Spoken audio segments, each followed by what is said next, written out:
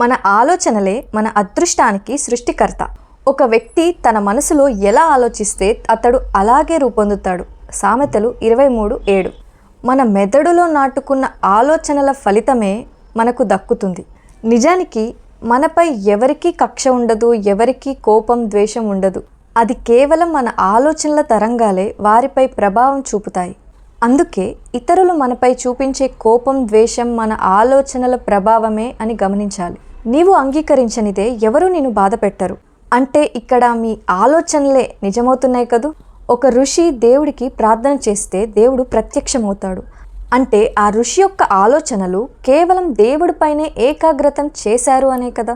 మీరు చేసే ఆలోచనలే మన బాహ్య జీవిత అనుభవానికి కారణమని గ్రహించాలి. అలాగే మన యొక్క ఆలోచనలు దేనిపైన ఏకాగ్రతం చేస్తే దానినే పొందగలం. సో మీరు డబ్బు సంపద గురించి ఆలోచనలు చేశారనుకోండి, మీ యొక్క జీవితం సమృద్ధితో నిండిపోతుంది. డబ్బు కోసం మీరు చేయాల్సింది ఏం లేదు.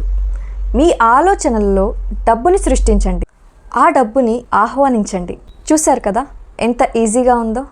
ఇలా మీరు అనుకుంటున్నట్లు మీ ఆలోచనలతోనే మీరు ఉన్న చోటు నుంచే డబ్బుని సృష్టించుకోవచ్చు.